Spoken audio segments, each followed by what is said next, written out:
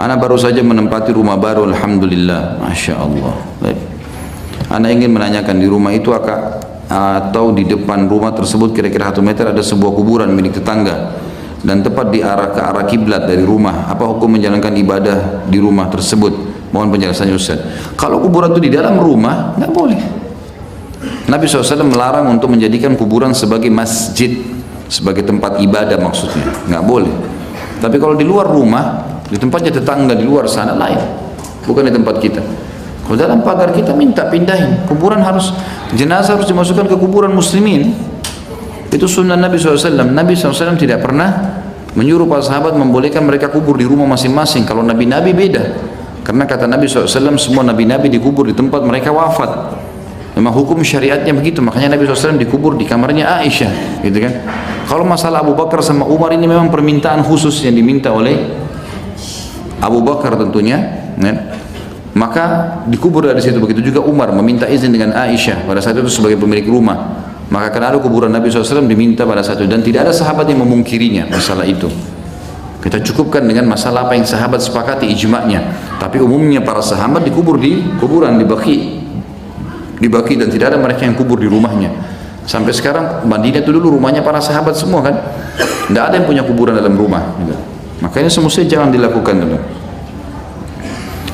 Saya ingin menanyakan tentang seseorang yang masih percaya akan hari buruk dan hari baik. Apakah perbuatan tersebut termasuk perbuatan syirik kepada Allah Subhanahu Wa Taala?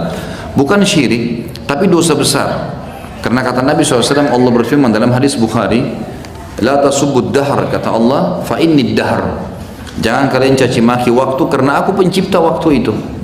Jadi nggak ada hari sial, nggak ada hari buruk, yang ada hari baik dan ada hari lebih baik.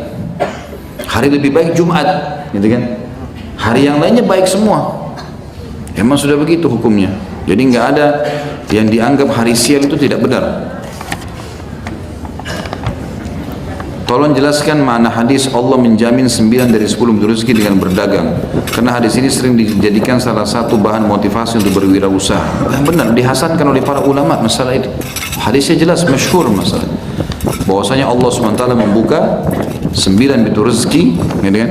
Atau 9 dari 10 pintu rezeki di perdagangan. Dan itu umum. Nabi SAW memotivasi para sahabat berdagang.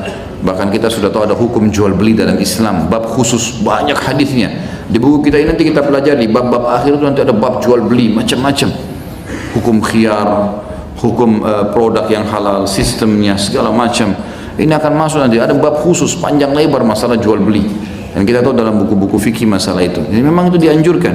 Seseorang kalau berdagang dan dia niatkan karena Nabi SAW memotivasi masalah itu dalam hadis ini misalnya. Kemudian ada hadis lainnya yang berbunyi, pedagang yang jujur mereka akan bersama dengan para nabi-nabi. Kedudukannya nanti di surga bersama dengan para nabi-nabi. Pedagang yang jujur, asal dia jujur, apa adanya dia berdagang, gitu kan? Itu mulia, ibadah kalau diniatkan memang karena perintah agama. Ini pertanyaannya tidak masuk di sini.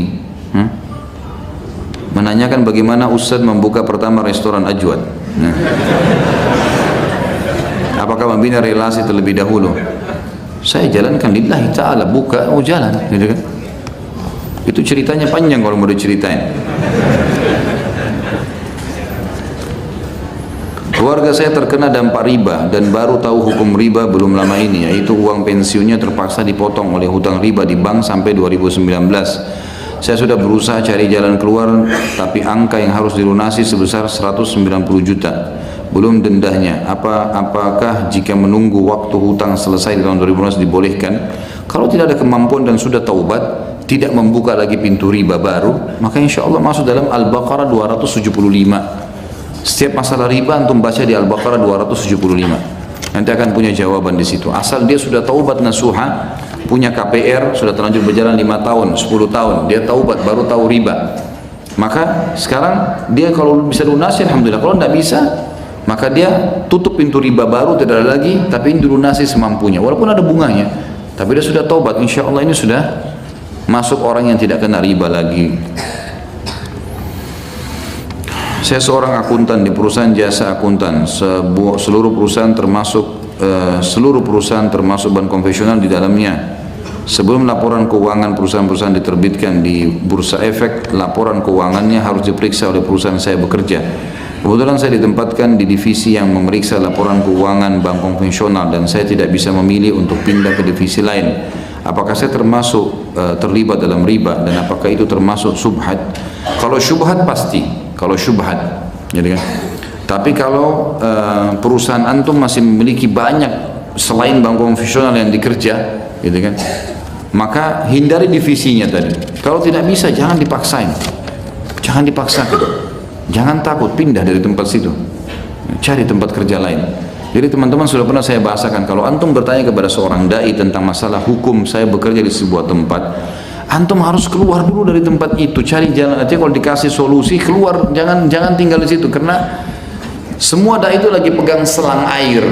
Saya lagi pegang selang air nih, antum lagi injak becek, tapi masih di beceknya, Ustadz bersihin saya. Kalau saya siram di situ, makin becek antum di sini. Artinya gini, kalau antum bertanya, sudah kemudian saya jelaskan hukum, tetap antum nggak keluar, itu lebih berat hukumnya daripada belum bertanya. Karena sekarang sudah terlanjur tahu dah hukumnya, lebih berat lagi. Jadi saya siram tambah becek di situ. Caranya keluar dari becek itu, baru saya siramin, bersih itu. Semut di lubangnya dikasih rezeki. Apalagi antum beriman kepada Allah. Hah? Harus punya iman yang baja ini, iman kerupuk. Nanti kerja apa, nanti makan cengeng betul. Bismillah, melangkah. Kerja apapun laki-laki harus bisa, biar angkat batu. Maksudnya bukan anak merenggek, jangan antum anggap ini berarti penghinaan bagi penanya, bukan. Cuma saya motivasi harus kuat imannya teman-teman sekalian. Lebih berat kita kalau harus berkonsekuensi menanggung dosa hari kiamat, lebih berat daripada harus mengurus, apalagi kalau sampai editing antum atau sesuatu yang antum kerjain tadi, masalah antum memeriksa laporan keuangannya sehingga bank itu makin maju, antum punya andil di situ. Punya andil, haram akhi. Nggak mungkin kita mengatakan itu halal. Tidak mungkin saya menjual akhirat saya untuk menjawab tidak boleh atau boleh, ya. Mohon doa untuk saudara kami yang sedang sakit kanker otak dan lagi mau proses pengobatan operasi, semoga Allah mengangkat menyembuhkan penyakitnya, insya Allah, mudah-mudahan. Dan semua muslimin mudah-mudahan yang sedang menghadapi masalah diangkat oleh Allah subhanahu wa ta'ala. Bagaimana ini besar begini, masya Allah, cuma ini.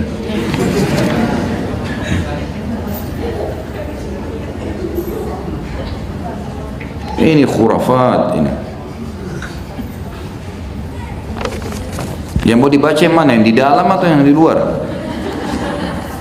Yang di luar ini bagaimana menurut Ustadz, menurut Islam tentang aura? Dah ada aura-aura. Kebohongan semua itu, dusta. Titik aura lah, dibuka auranya lah. Ini semua cara syaitan. Cara syaitan untuk mentransfer, memasukkan diri itu. Istilah aura itu istilah yang dimodernkan sedikit. Sama dulu dengan orang memasukkan jin. Titik auranya ditekan, ditiup mantra, masuk syaitannya di situ. Coba kalau orang yang pernah dibuka titik auranya, coba ruqyah, pasti kesurupan tuh. Itu semua syaitan, jangan akhi dan ukhti. Dan akhwat yang masuk di salon-salon jauhi, kecuali salon muslimah. Jangan sampai ada titik aura, jangan sampai terlihat auratnya secara keseluruhan. Semua haram dalam agama, tidak boleh. Nggak perlu buka-buka titik aura, nggak ada. Tidak pernah ada riwayat satupun Nabi SAW suruh sahabatnya buka titik auranya atau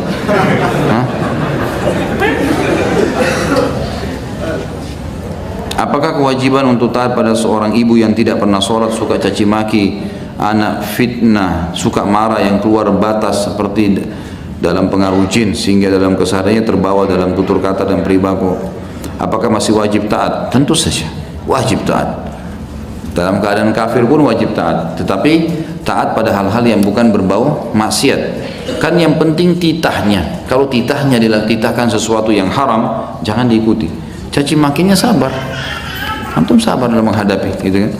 Tetap Allah mengatakan wa qul lahuma qawlan karima. Ucapkan pada mereka berdua kalimat yang karima, yang santun. Kalau bertawassul dengan orang soleh atau orang alim tapi ada tarifnya walaupun seikhlasnya, hukumnya bagaimana Ustaz? Dari mana orang soleh taruh tarif ini?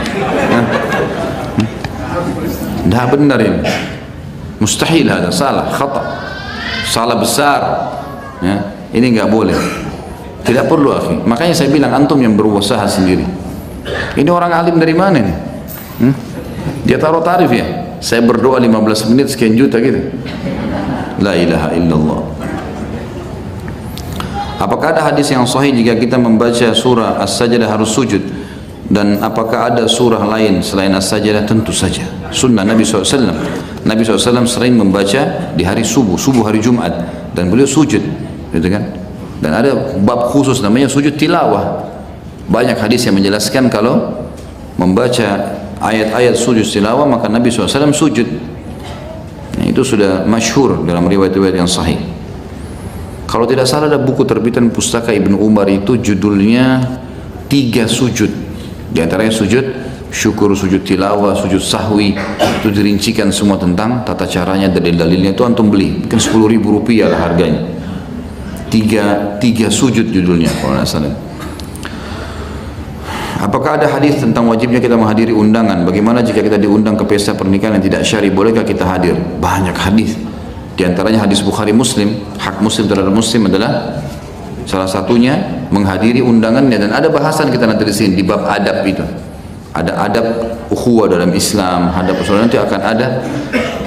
Termasuk kita menjawab undangannya. Tapi selama undangan tidak bawa maksiat. Tidak boleh antum hadir kalau berbau maksiat. Kalau misalnya akad nikah, umumnya kalau ikhwah saya sarankan hadir di akad nikahnya. Kalau sudah pesta resepsi biasa di gedung memang umumnya begitu ya. Kalau tidak syar'i jangan hadir. Karena tidak boleh ada maksiat, tidak boleh menghadiri maksiat. Tidak ada dalil masalah bolehnya menghadiri seperti itu. Apa hukum berwisata ke candi? Bagaimana? Untuk apa? Kenapa antum ke candi? Hah? Peninggalan? Mau pengen lihat? Buka YouTube tinggal lihat. Jauh-jauh ke sana untuk apa? Hah? Buang-buang waktu, buang umur untuk apa? Hah? Baca Quran ya akhi. Datang ke pesantren. Hah? Kunjungi rumah anak yatim. Cari yang bermanfaat. Ini sama dengan biasa saya jelaskan ada hal-hal yang sia-sia orang muslim buat. Pelihara anjing, pelihara hewan, pelihara kucing. Ya akhi, pelihara anak yatim. Hah? Dapat pahala. Kucing bayar 3 juta per bulan. Biarin hidup hambanya Allah itu di jalan. Hah? Yang bermanfaat, yang ada pahalanya. Ada pahala memang, tapi tidak seperti kalau anak yatim. Kata Nabi SAW, saya dan sponsor anak yatim seperti ini di surga. Kayak mau disamakan dengan pelihara kucing. Hah? Contoh saja, seperti itu. Pergi candi untuk apa? Candi Borobudur didatangi. Sudah antum tahu, sudah belajar dulu waktu SD kan? Lihat di buku, cukup. Untuk apa datangin? Candi ini baca sejarahnya, baca sejarah Rasulullah SAW, baca tentang Abu Bakar, Umar, peperangan muslimin, itu yang kita baca. Tanda-tanda hari kiamat yang ke depan kita bagaimana, itu selamatkan diri. Tidak ada fungsinya itu. Sampai ada yang pernah tanya Ustaz, katanya dari zaman Sulaiman AS, apa urusannya antum? Mau di zaman Sulaiman AS atau tidak? Kita disuruh imani Sulaiman AS, bukan mencari sejarahnya atau mencari sesuatu. Tidak perlu. Kita imani apa yang dalam Al-Quran ada, lalu kita imani keberadaannya. Kita sudah bukan hidup di zaman Sulaiman AS, kita hidup di zaman Nabi Muhammad SAW. Apakah boleh berkurban dengan kambing betina? Boleh, nggak masalah. Boleh betina, boleh jantan, yang penting umurnya. Kalau kambing 1 tahun, kalau domba 6 bulan, asal tidak cacat. Boleh jantan, boleh betina. Ini yang mengatakan harus jantan ini mungkin pedagang kambing kalau supaya ada harganya. Lebih mahal kambingnya nanti. Jangan tersinggung lagi. Dipelintir lagi kata-kata saya. Ahli pelintir semua. Di sekolah Cina tiap ada waktu untuk menyanyi lagu kebangsaan. Maksudnya apa? Di sekolah anak tiap pagi ada waktu untuk menyanyi lagu kebangsaan. Apa yang harus anak lakukan? Soalnya jika anak tidak lakukan, anak ditegur guru. Tak usah ikut. Saran saya nggak usah ikut. Masa dia mulut kita semua? Saran saya, Allahu a'lam ya. Tentu ini bukan berarti kita melarang kita, tapi saya membahas. Kalau saran saya kan ditanya. Kalau saya nggak usah ikut lah. Gitu. Mungkin kalau dia lagi nyanyi, itu ulangin surah Al-Falaq atau An-Nas.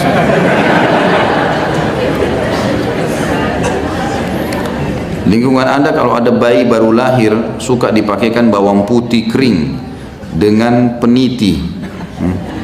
Termasuk orang tua anak ketika adik anak baru lahir, apa yang harus anda lakukan? Bawang kering dengan peniti itu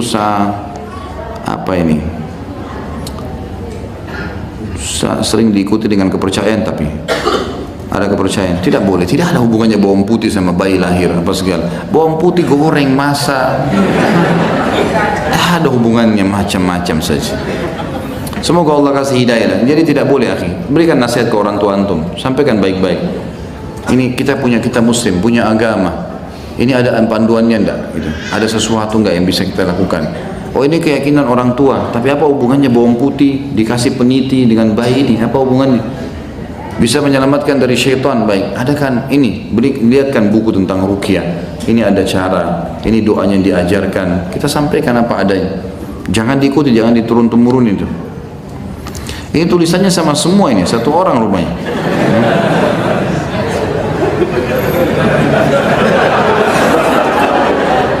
Diborong semua ya. Kalau ibu saya meminta saya untuk mencabut uban karena gatal, apa itu diperbolehkan? Sebenarnya kalau uban itu adalah fadilah dalam Islam, ya. Nabi SAW menyebutkan di dalam hadis kalau uban itu adalah cahaya pada hari kiamat, akan menjadi cahaya pada hari kiamat. Sampaikan ke orang tua itu. Ya, kalaupun harus ada diubah, maka bisa diubah dengan warna lain, tidak usah dicabut.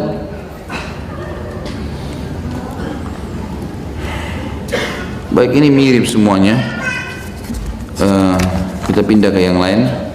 Bagaimana menghadapi orang yang tidak mudah faham karena dibilangi diam, tapi dia malah mudeng, lama-lama kesel? Tinggalkan. Selesai. Gitu.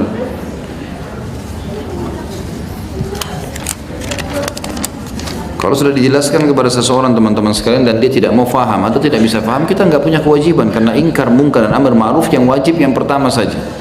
Selebihnya sudah hukumnya sunnah. Sudah pernah kita jelaskan masalah itu. Bagaimana jika bertawassul dengan ayat Al-Quran tapi digantungkan di atas pintu rumah untuk menolak bala? Ada hubungannya. Biar antum pasang ayat kursi 1000 kali 1000 meter, tidak bisa mengusir syaitan. Kalau dibaca, kalau seseorang menempel ayat Al-Quran dengan niat memang ini adalah rumah Islam, bukan menganggap itu bisa mengusir syaitan, itu boleh-boleh saja, masih ada ulama membolehkan. Tapi kalau dia anggap ini bisa mengusir syaitan, itu tidak benar. Gitu kan? Al-Quran fisiknya juga tidak bisa mengusir syaitan. Buktinya orang kalau mengaji bisa ngantuk kan? Nah, benar nggak? Nah, iya. Jangan lagi dipelintir ini. Saya sering cemberut kalau di depan keluarga saya, tapi kalau depan teman saya ceria. Bagaimana caranya agar saya tidak cemberut lagi di depan keluarga? Karena saya takut memutus silaturahim. Jawab diri sendiri. Kenapa tanya saya bagaimana caranya supaya tidak cemberut? Hah? Ini kenapa ini? Bagaimana caranya? Ya berubahlah. Kitab yang dikaji ini ada berapa jilid? Karena saya hanya sampai pasal 13 kitab yang saya miliki. Minhajul Muslim kalau yang cetakan ini full, 1 jilid saja. Makanya saya pernah bawain, kan tinggal antum beli buku yang seperti ini, terbitan Darul Haq, ini cuma 1. Di dalamnya ada 4 bab induk. Ada bab akidah yang kita masih ada di dalamnya sekarang membahas. Ada bab adab, ada bab akhlak, dan ada yang terakhir nanti bab muamalah, fikih. Mohon doanya Ustaz, saudara saya Irwansa ingin bertawassul dari Jamaah Al-Fatah untuk kesembuhan saudara kita. Sudah 1 bulan dirawat di rumah sakit otak Cawang. Sekarang mengalami kebutaan mata dan kelainan otak. Semoga cepat diangkat penyakitnya dan istrinya diberi kesabaran dalam merawat suaminya. Insya Allah semoga saja apa yang diniatkan bisa diterima oleh Allah Subhanahu Wa Taala, dan juga semua niat baik muslimin diterima. Tadi Ustaz bilang kita harus bisa membaca apa ini?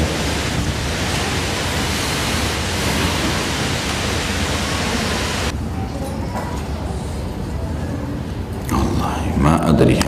Saya nggak ngerti apa yang ditulis.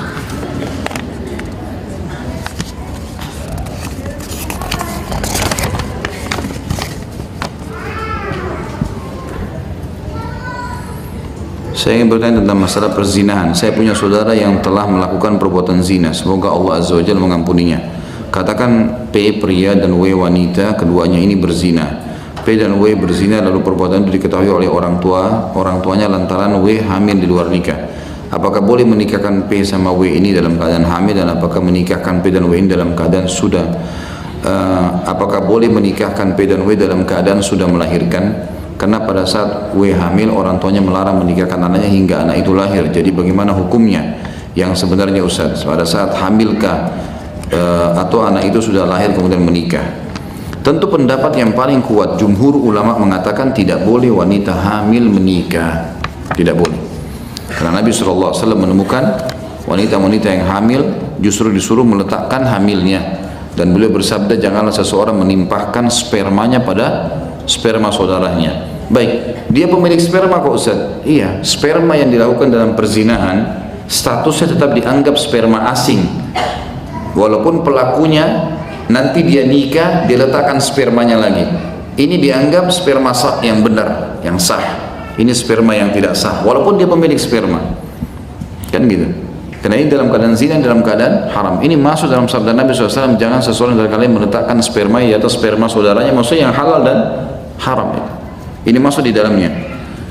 Baik, kalau seandainya, ini jumhur ulama mengatakan tidak boleh. Ada satu celah, disebutkan oleh Ibnu Taimiyah rahimahullah. Beliau berpendapat secara pribadi, dan ini sebenarnya tidak diumumkan fatwanya, tetapi karena di Indonesia banyak sering terjadi masalah ini, maka saya sebutkan. Ibnu Taimiyah mengatakan rahimahullah, ada satu celah di mana orang kalau berzina boleh nikah. Terutama kalau dinikahkan setelah melahirkan itu lebih tepat secara syar'i, itu pendapat jumhur. Sampai melahirkan baru dinikahkan, gitu kan? Baik sama laki-laki yang sama atau sama laki-laki yang lain. Tapi sementara hamil jumhur menolak, tidak boleh. Ibnu Taimiyah mengatakan boleh nikah dalam kondisi hamil, tapi satu keadaan. Orang yang menikahinya adalah laki-laki yang sama dan dua-duanya taubat nasuha. Dua-duanya taubat nasuha. Jadi artinya betul-betul menyesali dosa itu. Mereka sudah janji sama Allah tidak akan mengulanginya, lalu mereka menikah. Ibnu Taimiyah mengatakan rahimahullah, ini boleh dianggap sah. Karena ada hadis at-taubat tajubbu ma qablaha. Taubat menutupi dosa-dosa yang lalu, gitu kan? Maka ini dibolehkan orang ini karena sudah taubat menikah. Tapi kalau ada orang misalnya dia hamil di luar nikah, kemudian dinikahkan oleh kerabatnya atau orang tuanya, dan dia tidak pernah merasa zina itu adalah kesalahan, maka ini tetap tidak dianggap sah pernikahannya. Allahu a'lam. Bagaimana hukumnya orang-orang yang berdoa dengan harta, dengan hanya mendengar apa ini? Orang yang memimpin doa dan mengucapkan amin tanpa mengucapkan lafaz doanya sendiri. Boleh saja tentu. Nabi SAW sering kadang-kadang dalam peperangan, dalam keadaan tertentu berdoa kepada Allah SWT di khutbah kedua Jumat. Itu semua adalah doa, dan kita dianjurkan untuk mengaminkannya. Amin artinya semoga Allah terima, gitu kan? Itu boleh-boleh saja. Allahu a'lam. Bagaimana hukumnya mendoakan orang yang meninggal atau tertimpa musibah dengan membacakan surah Al-Fatihah? Ini khilaf di antara ulama, apakah membaca Al-Quran itu akan sampai kepada orang mati? Itu khilaf di antara ulama, banyak ada yang mengatakan boleh, ada yang mengatakan tidak boleh, gitu kan? Tapi saya pribadi cenderung dengan pendapat yang mengatakan tidak ada, karena belum ada hadis Nabi SAW secara khusus yang mengatakan misal Al-Fatihah untuk Hamzah, Al-Fatihah untuk Ja'far, ini semua adalah paman dan sepupunya. Tidak pernah ada riwayat masalah itu. Padahal sebenarnya bisa saja Nabi SAW sebutkan, kan? Tapi ada ulama umumnya mengatakan bahwasanya semua amal saleh bisa sampai kepada orang mati. Allahu a'lam ya. Kalau saya ditanya pribadi, saya lebih berhati-hati. Saya pribadi tentunya ya, yang sifatnya memang juga pendapat jumhur ya, pendapat ulama ya. Bukan berarti saya pribadi ini berarti saya sendiri. Enggak, saya berujuk juga dengan pendapat. Kalau antum ketik di Google tentang masalah sampainya bacaan Quran untuk orang mati, antum dapat banyak perselisihan pendapat ulama, kan? Nah, pendapat itu ada dua, ada yang membolehkan, tidak membolehkan. Yang tidak membolehkan saya cenderung dengan pendapat itu, karena memang dalil-dalil tidak ada yang sharih, yang jelas mengatakan bacalah Al-Fatihah untuk si fulan atau bacalah surah Yasin untuk si fulan, itu enggak ada. Tapi ada ulama yang mengatakan itu boleh, semua amal saleh masuk di istilah dengan amal saleh yang akan sampai kepada orang-orang mati. Allahu a'lam. Kalau saya pribadi sekali lagi mengikuti pendapat yang mengatakan tidak sampainya membaca Al-Quran untuk orang mati, kan? Tapi yang kita sudah jelas ada istighfar, berdoa untuk mereka sedekah jariah, ilmu yang bermanfaat disebarkan, haji dan umrah yang sudah jelas-jelas ada dalilnya, ya. Teman-teman sekalian, kita berjaga-jaga berada di sebuah lingkungan yang pasti aman, lebih aman dibandingkan kita berada di sebuah lingkungan bisa benar bisa salah. Bisa ditangkap maksudnya? Kalau kita menjaga diri kita pada perbuatan amal soleh yang ada dalilnya jelas, gitu kan, maka kita berada di zona yang aman karena ada dalil, nggak ada keraguan, pasti diterima sama Allah, tinggal keikhlasan dan mengerjakan dengan benar. Tapi kalau kita di luar zona ini, bisa benar, bisa sunnah, bisa bid'ah, ragu kan gitu. Kita berada di zona yang tidak aman, teman-teman sekalian, tidak aman, dan ini berbahaya buat kita. Sementara di zona aman ini sudah banyak sekali dalil, banyak amal yang bisa kita kerjakan, seperti berbanyak istighfar untuk mayit, kita mendoakan mereka, berdoa sampai 1 jam, 2 jam, 3 jam doain orang tua kita, nggak masalah. Berdoa sebanyak-banyak karena memang doa anak soleh diterima.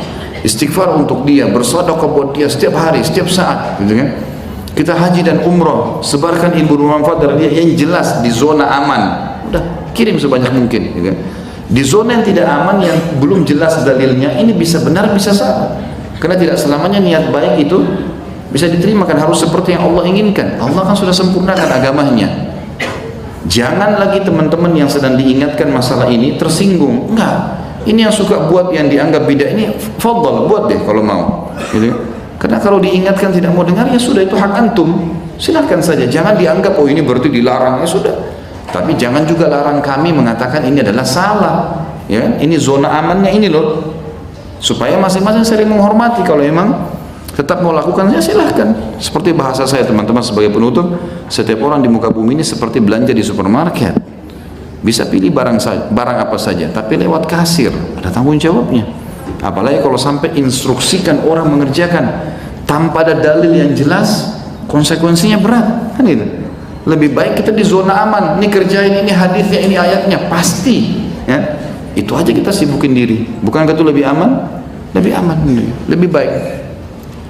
Mungkin begitu teman-teman sekalian. Semoga apa yang kita bahas hari ini bermanfaat buat kita semua. Kalau benar dari Allah, kalau salah dari saya mohon dimaafkan. Subhanakallahumma bihamdika, asyhadu an la ilaha illa anta subhanaka, astaghfiruka wa atubu ilaik. Wassalamualaikum warahmatullahi wabarakatuh.